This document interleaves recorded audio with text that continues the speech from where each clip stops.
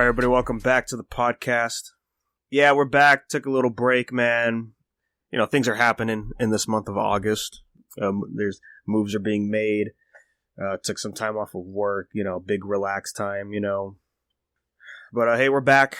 New Marvel Talk is out, as well as a new BFM. Both good episodes. We talk about the whackness on BFM, one of my favorite films. And over on Marvel Talk, we talk about the DC fandom event that happened. Whew, man, I gotta say, like, Marvel who? Because DC killed it. Real talk, dude. I still need to catch up on everything, but the few things I saw, I was like, alright, man. But, man, you know, before we really get into anything, gotta say it, man, a big RIP to Chadwick Boseman, dude. Yeah, Yes, man, sir. that came out of nowhere, and you know what? I mean, for this guy to do everything he did with what was going on, like, he's a champ, man. Literal king status. No It was cap. a shock to the world for sure. I don't even know. I was left speechless. I was on a stream, and then I heard from somebody else on a comment say it. I'm like, what? And I just had to stop, just look, and just it's crazy because he did so much like while having that cancer, and it's just a great example of what a human being can strive to become. You know. Yeah, it's really crazy, man. 4 years having stage 3 colon cancer, not telling anybody.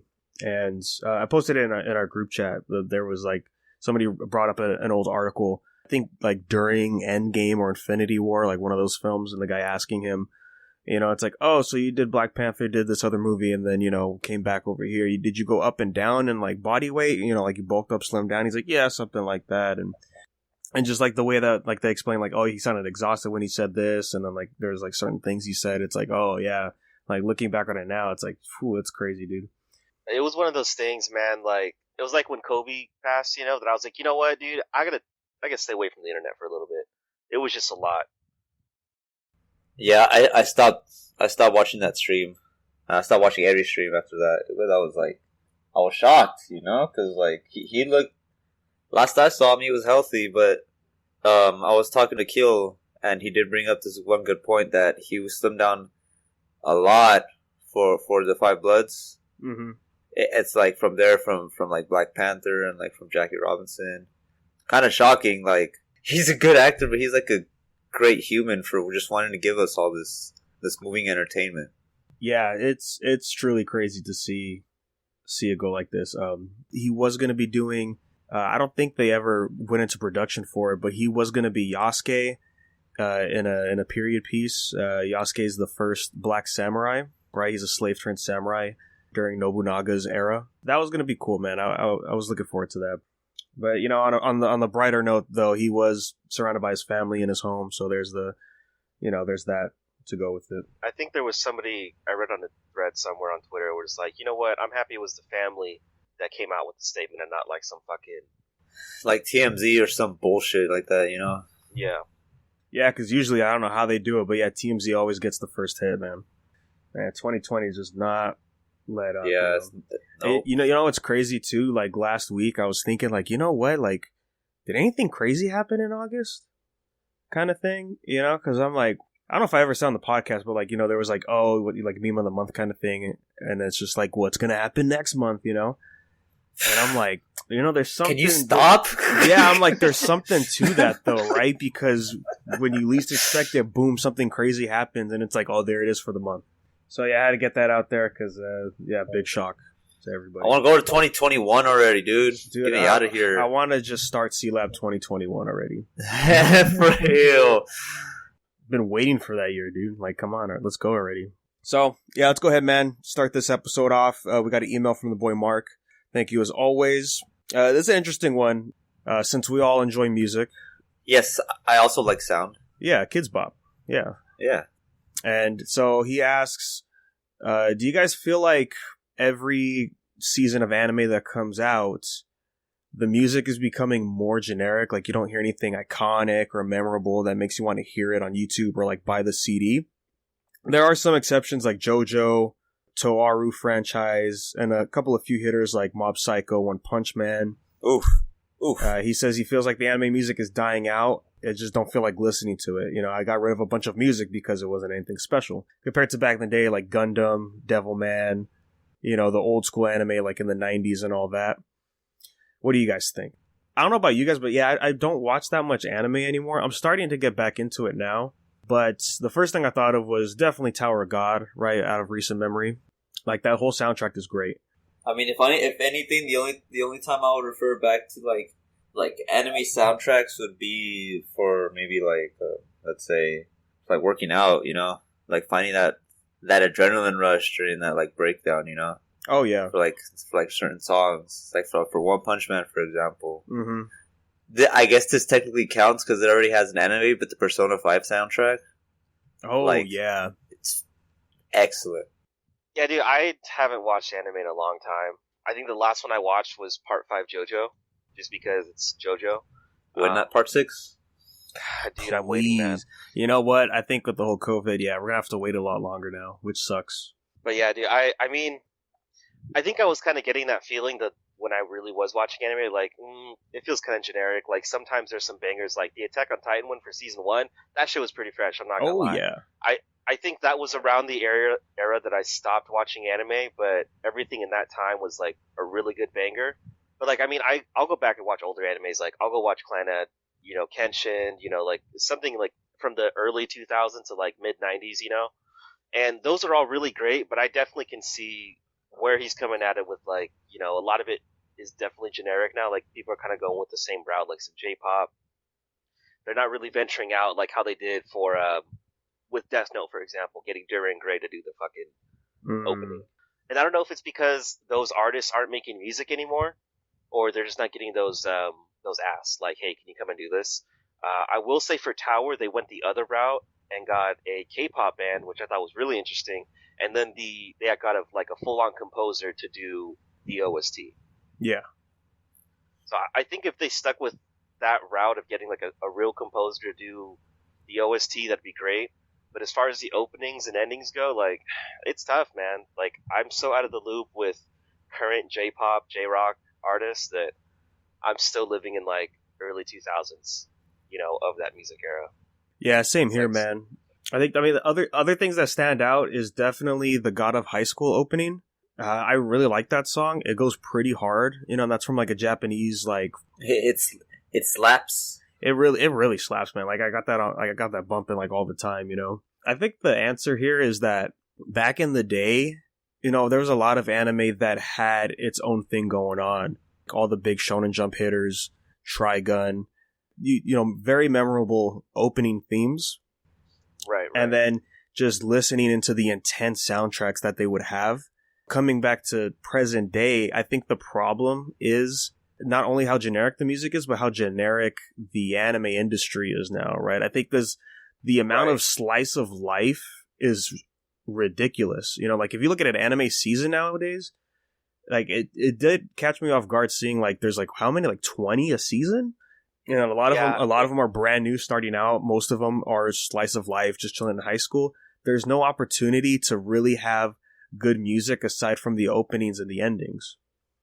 I was having a conversation with somebody this week about that, actually, because he was like, dude, what can I watch? Like, what do you recommend? I was like, honestly, my recommendation is stuff that's not going out right now, because the thing with anime is the same with a lot of things, in the world, like for entertainment. Like, you can only tell the same story so many times. How are you going to do it differently? And when you just have that generic type of flow, like a slice of life, I mean, are you going to make it musical like K-On! Was and have it be banging, or like Love Life, or do like an idol type of thing? Or are you going to be just go with a total generic route? And I feel like that's where it really falls apart. What are you going to do when, everyone's just shooting the shit during lunch at high school? Nothing. Exactly. Pretty much just using the same library of, like, noise music in a sense, right? To just, like, here it is, just to, not have dead air all the time. I mean, one other thing is, I'm watching Rent a Girlfriend, and I like the intro. It's pretty catchy. After you listen to it a few times, like, oh yeah, this is actually pretty good. But again, there's like really no opportunity to have like good music. And then I'm watching Konosuba slowly, and then it's like, oh, this is like generic fantasy music. So I just think that's the problem, is we don't have like that necessity to have some jaw-dropping music. every now and then it'll pop up. Like we were saying, Tower of God, it has that, It's got the same energy as a 90s anime does when it comes to the music. But yeah, I think if it's not an opening or ending track, it's nothing special. So then he asks, on the flip side, let's talk about video game music. Any new video game music that you recommend that you've listened to recently in the past few years? Yeah, honestly, video game music is still pretty strong even today. I love the God of War soundtrack. The Neo 1 and 2 soundtracks are great. Like you said earlier, Jay, Persona's got some really great music. Persona fucking slaps. Yeah. Dude, I think I mentioned it on the podcast like a couple weeks ago, which I need to hop back on too, but I was playing the first Persona game. Dude, that music in that one is already fucking great. Ooh, dude, yeah. That's when I knew. I was like, okay, I played 3, 4, and 5. I'm like, the music is good in every single one, but how good is the first one? That shit holds up really fucking well. Dude, something about Lynn. Something about the woman singer is just phenomenal to me. Like Metal Gear Solid as well, man. Mm-hmm. Oh dude, my god, bro! I cream. But I would say like maybe not so recent game that I played that has really good fucking music. Octopath Traveler. Oh yeah. Yeah, I mean, I think with video games, like, they put so much more work into getting, like, an actual composer as opposed to animes that I feel that that's where they succeed. And, maybe it's a budget thing, too, that has to do with it for composers. With anime, the budgets aren't that crazy compared to what we can get for a video game. So I can understand that aspect. He mentioned in the email here, like, obviously one of them is Devil May Cry. It's like, yeah, of course. Like, 5 has some great music in there. And of course, I think it goes without saying, fighting game music is always fantastic. Tekken 7, right there at the top, dude. Yep. It's so good. The boy Megaran, he sells a shirt that says, video game music is music. Mm-hmm. Because there's always that stigma that lies with, anime and video games. And, that shirt, it's like, no, that's true. Gravity Rush has some great music. Dude, Gravity Rush is phenomenal music. The man, Too Mellow, he's a great composer, and he works on a couple indie albums. He did the soundtrack for Later Alligator, and I bought the album and I listened to it. I was like, oh, this is a good soundtrack. I like it. Oh, of course, Skullgirls, Easy Money. I know you guys haven't played Hollow Knight, but that's another good one. I want to throw Red Dead in there because it's really nice ambient music. Yeah, and you know what? It goes without saying, but this is the podcast. Kingdom Hearts, come on, man. Oh, of course. Yeah. When Mark hooked us up, dude, with the Remind DLC music, dude, thank you, Mark, man. That shit is still going far in my music. I wake up with Simple and Clean in my head. I will say that. Dude, and then you know what? While I'm on it, dude, I don't know if you guys heard the new Dearly Beloved for the new game, but it's all jazzy. It's a jazz upbeat version. It's so fucking good. Oh my god. I hope that track is in the game. When they come in to make music, I think there's an extra layer of passion in there for sure, compared to other things like anime, for example. In the Raising Kratos documentary, they got Bear McCreary to come in, and when they pitched him working on this game, and they were kind of telling him the broad strokes of what it is, and then his eyes lit up. He's like, wait, is this God of War? And they're like, yeah. He's like, oh, hell yeah, I want to do this. Nice. It's that extra motivation. And then plus, the way he came in for the music is great because it pays homage to the other composers that from the rest of the series, because it really feels like it's from God of War. And then just the history behind it during the research for that Nordic era. And how did the music sound? They got singers from Iceland, to do the vocals. There's a lot of effort put into that, and that's what's up, man. I didn't know that. And I think it's also with video games, it's more important for the music than in anime, right? If we're going to be comparing the two, because really focus the game, how you compose a scene or a boss fight enters, especially with a Souls-like game with different phases, how is the music going to complement that? And how is it going to engage you even more? Like in Devil May Cry 5, there's the ranking, the style system, and the higher style you get, then more of the song actually kicks in, right? So it's there's a lot of layering going on right there as you're playing into the game, and it gets you more motivated, pumped to play the game, more enjoyable. I think that's really good stuff, man. I think that's why I really like video game music. Cool, man. Thanks, Mark, for the email as always. If you want to send an email, again, that is unversedpodcast@gmail.com. It's been a minute since we hopped in here, so I got just some stuff to point out here that we could go through. Xbox Series X confirmed it's coming out in November. So no one's surprised, but sadly, Halo Infinite got delayed, and that's being pushed to 2021, and that's mainly just for... I don't think it's sadly. I think it's like, delayed. Take your time, bro. Yeah. I think we've talked about it before. Like, if you're going to delay a game, that's fine. Dude, like, make sure that you have your product ready, like when you dish it out, especially when it's something of that high of a franchise. Just take your time, man. It's cool. Like, let the angry people be angry. The real fans are going to be like, dude. Straight up. We got tons of fucking games to fucking play before that comes out, dude. So obviously COVID related for it. And the main reason I say sadly is because it's not going to be their launch day for Series X, and that's going to damage sales for sure. Yeah, because the big question a lot of people have is, well, what else is coming out? And, there are games coming out, but nothing as catching as Halo. And this is a pivotal game for the series as well, so... Hopefully, it's early 2021. We'll see how they're going to handle that.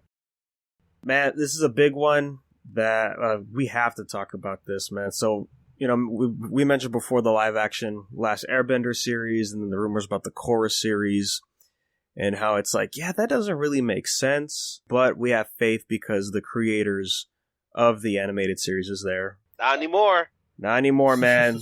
They're like, nah, son, we're going to dip. And what's the problem? Obviously, creative differences from Netflix. And it's always the same tale. They always want to change things up. The creators are like, I don't know about that. They're like, well, this is what we want to do. So the two main people that really shaped the show just decided, like, we're not going to do this. So they left. You know what that means for me, dude? I'm checked out. Checked out? Yeah. I returned that library book and I was like, nah, dude, I'm good. I'm going to wait till casting. I'm going to wait till a trailer and then maybe the first episode. We'll see. We'll see what happens. But, so they kind of explained why they left. And one of the big reasons was Netflix wanted to age up the characters and try to make it a more mature theme. And a lot of OG fans really got upset about this.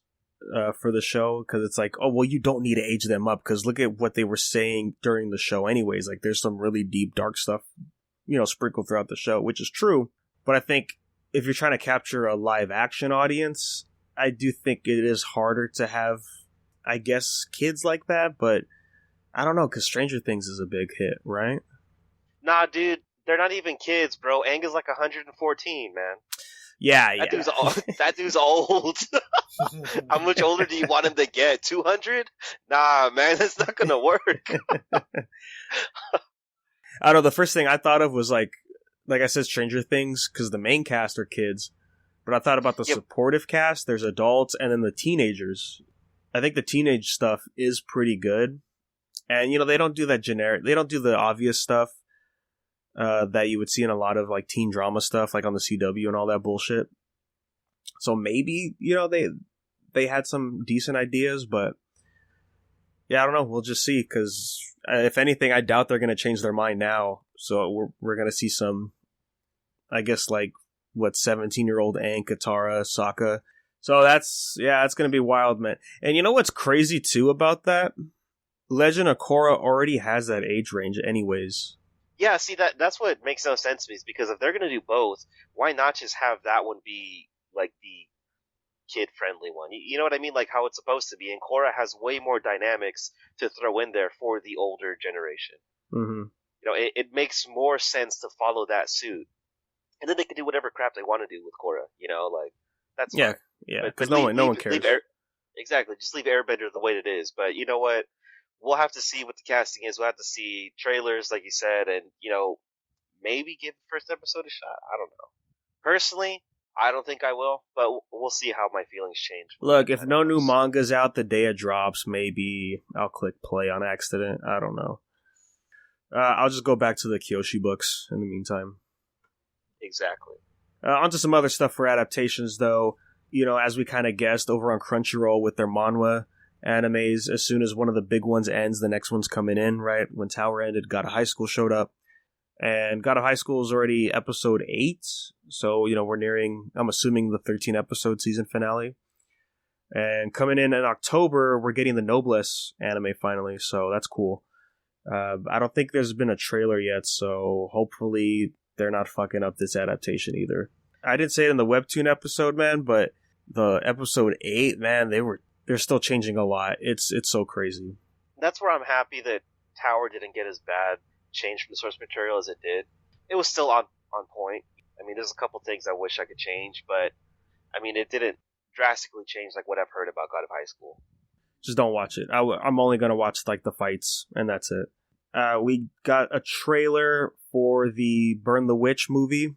Oh, for real? Yeah, that was the one shot that Kubo did right after Bleach, and it's sort of like, this is like a different faction of Soul Society kind of thing. But they deal with dragons rather than like hollows and all that. And it's set in England, I think, back in the day. Like, I think 1600s, 1800s or something. Animation looks great. I'm looking forward to it. We also got more information on it recently. And it's going to be like how like the Digimon Tri thing was? How it was like a couple of like hour-long episodes, essentially? Yeah, they're doing the same thing here for Burn the Witch. And it's going to debut same day for the West, which is great. And that's going to be on Crunchyroll, and I believe the date was October 2nd is when that's coming out. I'm with it. I like that one shot. Yeah. Well, that wasn't the only news for Burn the Witch.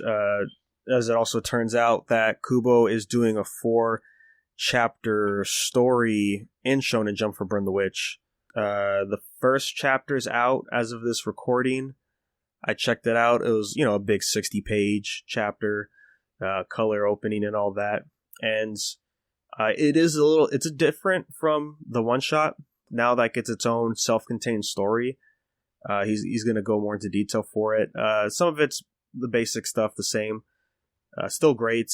But, dude, let me tell you, character names, like, I hope it's a mistranslation on the Shonen Jump site, because they were rough, let me tell you. Like, I don't know what language that was. Some made-up shit or something, dude, because... yeah, I hope it sounds better in Japanese. That's all I'm saying. Hey, yeah, we got that... I guess we got that live stream for Dragon Ball FighterZ. That was supposed to happen here. I didn't watch it, but I did see the trailer got leaked, and then eventually they posted the official one. But the third character for Season 3 is coming out, and it's our boy Master Roshi. Dude, fucking finally, man. I've been waiting for him. And this kind of coincides with the leak. I guess not the leak.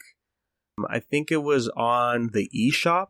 I don't know if you remember. They had the character slots already there. There was like no silhouettes, but they were color coded. And the third one was green. And everyone was trying to figure out who it is. Sure enough, Master Roshi, right? Because turtles are green. His outfit is specifically the Tournament of Power for Dragon Ball Super. The teaser trailer only showed him doing the Mafu Ba technique, and I'm assuming that's his level 3. We just saw that in the live action movie too, right? So. Oh yeah. Yeah, we did. We did get some screenshots though, which there's some cool stuff in there. You can turn into Buff Roshi. Hell yeah. I wonder if it's gonna be similar to how Super Broly works. Because with Super Broly, it only happens during like a super or like a specific combo you could do. Or unless it's like an install like with Golden Frieza. Or if it's just only during supers. Because one of the other screenshots we saw is him doing the original Kamehameha. It's going to be a fun character. Yeah, I can't wait, man. And that's dropping September. And so with that, there's only 2 more characters for Season 3. I'm willing to bet that's it. I don't imagine a Season 4 for FighterZ.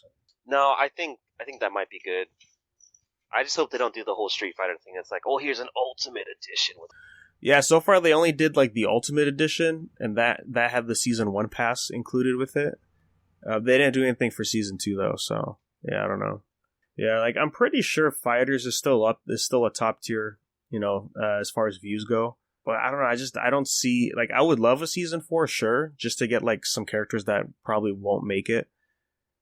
But I don't know, like Tekken definitely deserves it. Street Fighter, I mean, with the whole Ono leaving, they kind of have to, because I heard some things about like, Street Fighter 6 did not look good at all. It is not ready to drop soon, so that could be why they're dropping characters like that. But with fighters, I'm like, well, I mean, they could, it's coming up on 4 years now, or like 3-4 years, so they could just drop a sequel. Yeah, I wouldn't be upset for a sequel. So, Grant's not here, but he did inform me that the third Gintama animated movie, it's called Gintama the Final, I guess. We got confirmed that's dropping January next year, so that's going to be great. Can't wait to see what's going on with that movie, because we still have no information. So I'm looking forward to seeing what we're going to get. All right, man. This is a roller coaster of a story, but first, let's get into the positive news, man. Skullgirls Mobile teased a new character coming in, and it's none other than Annie, a big fan favorite character in the Skullgirls universe. She's in multiple stories for characters. Big hype. I think she was almost picked to be a DLC back during the Indiegogo campaign, right? Because they did a poll of who should, join the game next, and she almost won. And she's also playable and indivisible, so there's a lot of love for the character, and she's finally coming in. Not only Skullgirls Mobile, but Oscar told me that, and I did confirm it, she is also going to be DLC for Skullgirls Second Encore. Yes. So that's great, man. Good to see at least a new character come in. I did want Ajna, from like the main character from Indivisible, to be in Skullgirls. That would have been cool. But this is totally fine. Like I can't wait for this character to drop. But sadly, this is the last time we're going to see Lab Zero do anything with Skullgirls, because pretty much all the big important people that worked on Skullgirls has left the studio. And it all has to do with the boy Mike Z. I think we mentioned it. I don't remember. But he got in trouble for, some private DMs with a cosplayer that was in the community. And, at first I was like, he's just an awkward asshole kind of guy. And then he did make a pretty bad timed, and it was also just a bad joke, Skullgirls tournament. So there's all that coming in, and the board's trying to figure out what to do, and it being 2020, you already know what the answer is. It's like, well, he's gonna have to step down, because I think he's like the CEO of Lab Zero. He's like the top dog over there, and he agreed at first, but then he was just like, actually, you know what? No, I don't want to do this. He tried to renegotiate his stuff to make it like really crazy how he was gonna retire. Once all the people started leaving, and they were talking about like, at first we thought he was just a great guy, this and that, but then as he got more and more power, essentially, like that started to kind of like take over his ego, and he was just like a real asshole, just wasn't being fair to a lot of the employees at Lab Zero. So that hearing that news always sucks, man. I think we said it in one of our chats, like, I'm just glad that it's not Skullgirls is not fully tied to him. Yeah, so a lot of people were worried because, Mike Z is essentially the face for a lot of people for Skullgirls, right? Because he's like one of the main devs that did like all like the fighting mechanics and all that. But it wasn't his idea. It was actually the artist, Alex Ahad. So a lot of people thought like, oh man, so like does Lab Zero own it? No, Autumn Games, they own the IP. Put out a statement saying like, yeah, we saw like all this recent news with everybody leaving Lab Zero, and we're going to cut our ties with them as well. Hopefully, everybody that left can find a new place to work at. That's great. Because they're great people, everyone that left. Yeah, it really sucks to see, man, and I just hope that this team can come back again and work on something Skullgirls related if, we ever get a sequel or something. And you know what? I'm just going to say it now, man. Arxis, it's a big opportunity for them. That's all I'm going to say, man. 100%, dude. Speaking of pretty good stuff, though, man. Hades, I don't know if you know, this is from Super Giant Games. They did stuff like... That game was fun as hell. They made a Transistor. Really loved that game. And we got a new trailer. It was animated, and god damn, did it look so nice. That's definitely one of those indie games I'm adding to my list once it drops. Yes, it's been on like a in a sense an endless beta for like the past few years since it got announced. I guess just the Epic Game Store because they got exclusive on that. But it's gonna be heading to the Switch as well, so I can't wait to pick it up. Did you guys check out that gameplay footage from that Chinese indie game, Black Myth Wukong? Threw it up online and it kind of like spread like wildfire all over Twitter. And like, yeah, Wukong, Sun Wukong, you know, that's the premise they're going on with this game. And the developer said they were inspired by the latest God of War game and stuff similar to that. And I think it's on Unreal 4. And it looks really nice. I gotta say, it's got interesting mechanics in there. You know, as Sun Wukong, you have like the staff, and it can change shape and all that cool stuff. There's some counters, and you know, it's inspired by God of War, but that also means it's inspired by Souls. So it's in a sense a Souls-like game. We got some counters and all that, and it's from the gameplay we saw, he was fighting like it looked like another deity type of thing, like another monkey. And when he defeated him, he took the weapon. And I'm like, okay, cool. So we have some weapon options. That's nice. But then when he went to the second boss and he used that weapon, he actually transformed into that monkey that he fought. And they did confirm they're planning to have this game drop onto console, but I don't think they set a time frame for it. Because I think it is a small team working on it. So I'm going to guess late next year or maybe 2022. I can see that happening. And speaking of China, over there on their mobile devices, they're going to get Fallguys. They're going to be the first people to get it on Dude, I mobile. heard about that. That's crazy. Yeah. That game blew up real fast. Hells yeah, it did. I think it's what everybody needed, though. Yeah. Have you played it yet, Adam? No, I haven't downloaded it, though. Nice. So it really blew up. It was free for Plus, and PlayStation said it's like the most downloaded PlayStation Plus game ever, which is it pretty just looks cool. like a lot of fun. I see clips on it, and I'm like, dude, I should have turned on the PS4 and play it. Yeah, you should, man. It's a fun time. I think it's like you said, it's something that we needed because it is a battle royale, but since it's so different and refreshing. You kind of get that excitement again for it.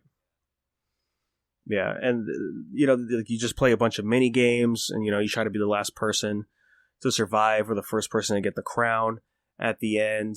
There are squads, but it's not team based. It's all still solo stuff until you do like the team based games like soccer or like that one where you have to push the ball and yellow team always loses type of thing. It's real fun. Like the designs are, you know, they're friendly. You know, they're cool. And then the costumes you can get, it's very simple. I gotta say the Twitter page is handling the memes and stuff pretty well. Dude, they're doing such a great job. Yeah. Like when they said like, oh yeah, these guys are like 6 feet tall, and then like that art was coming and like, okay guys, that's not what we really meant though. And, so that's cool, man. It's hopping on mobile, which is the best decision that they could make with this game. And then they announced season 2 for it at Gamescom, and it's like, I think it's like Viking themed or something, and they kind of just showed off some skins, and I think they showed off some new games that are going to be added to the game, so that's cool, man. And then speaking of battle royale, Spellbreak, that's like the spell focused battle royale, like third person shooter type of mechanics. That's dropping on PC and console on the 3rd of September. That's real soon. So I might give it a shot. It looks, when we saw it at, oh god, where did we see it? I think it was like E3 last year.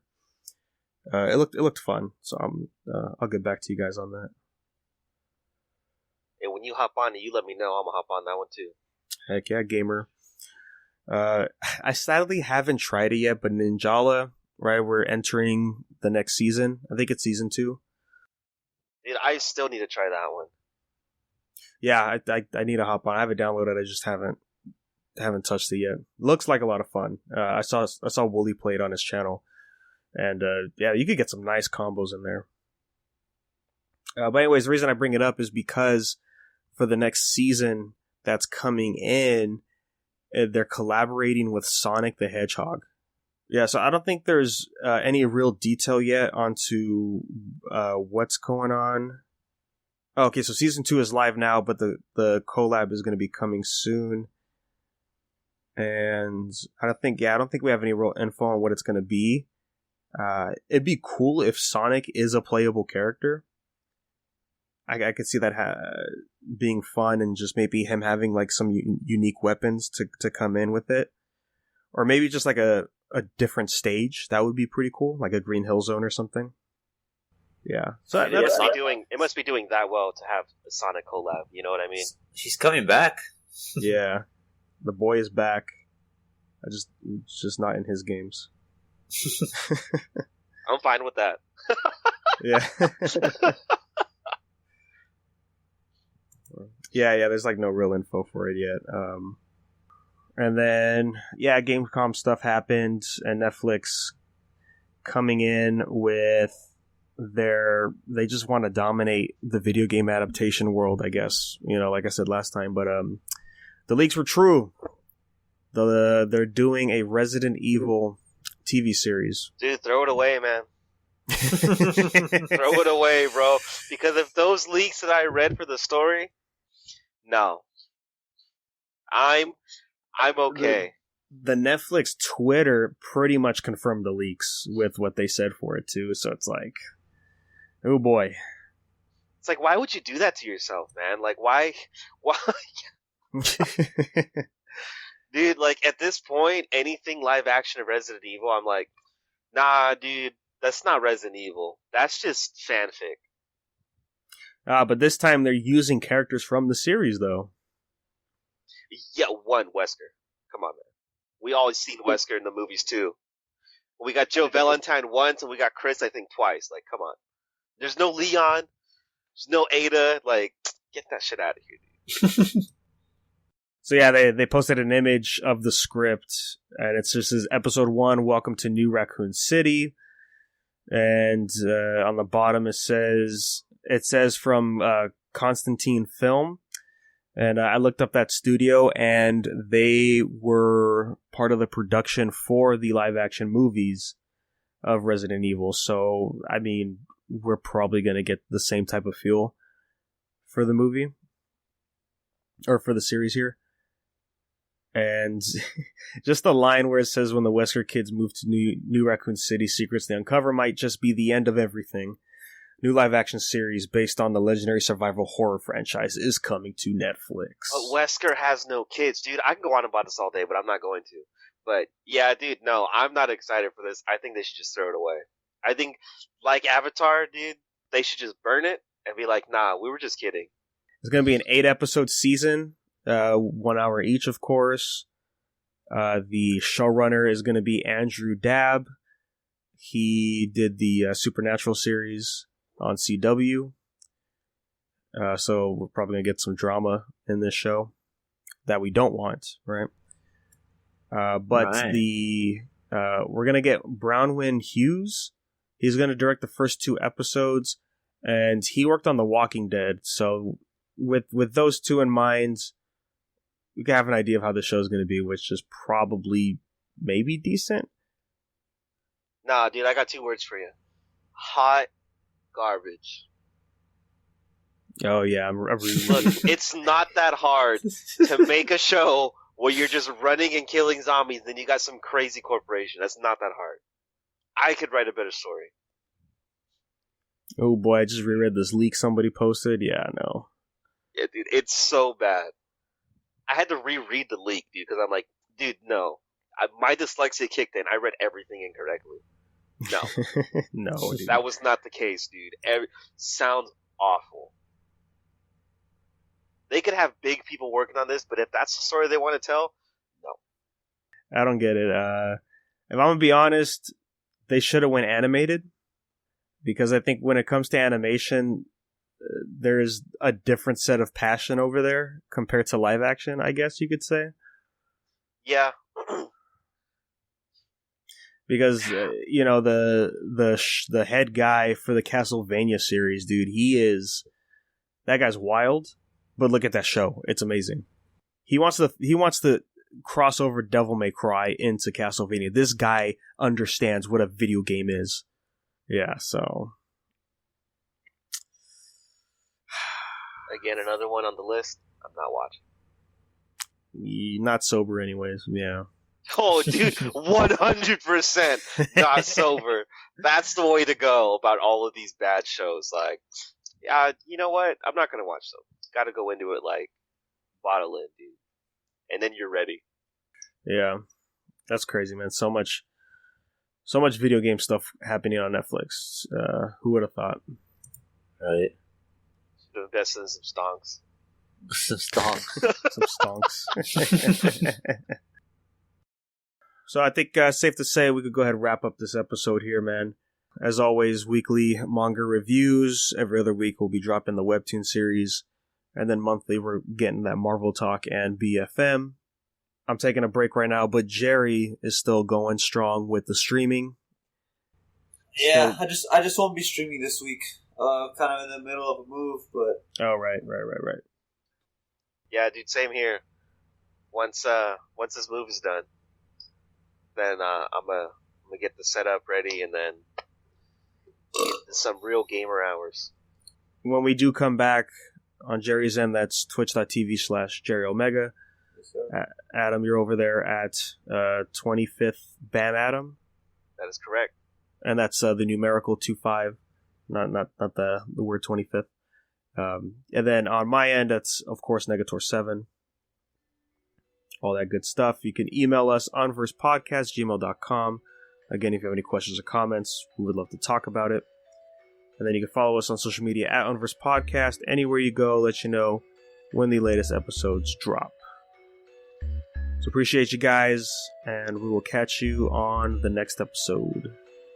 I'm trying to reach a new level of enlightenment. That's why I'm soaring through these clouds like a fighter jet. Newfound intellect is what I'm trying to get, while the masses remain blind like a type of bet. Gambling on my talents, I'm doubling down on the premise that I'm the illest around, hands down. And I refuse to continue to live a life earthbound. And so I birth sounds from the underground. Yeah, I'm blowing pounds of the loudest kill. That potent shit that Kennedy and Dallas kill. Feeling like I'm the king of the palace of zeal. But I gotta keep a watch for malice concealed by the unenlightened, who with heightened animosity seek to rob me of my luminosity. But I've forgiven every one of my enemies for their atrocities. They're just victims of a dark age philosophy. I'm breaking free from these Mount Woe chains. Bear witness to the growth of the flow like Rogaine. I'm destined to blow like propane, or better yet cocaine. The only star rocking the sunstone chain. I'm in my own lane, the sky is my boulevard. I'm living large in my time machine supercar. Metric speedometer never labeled imperial. Nickname my whip Air Richie Imperial. Grinding with intensity, I'm trying to make history. With a flow colder than the weather in antiquity. So I continue to radically dream vividly. Cause I need success like a smoker needs nicotine. My resume continues to grow bigger. Just a matter of time till I'm a well-known figure. And even if I have a cash flow with a lot of old digits, I'm still playing Chrono Trigger.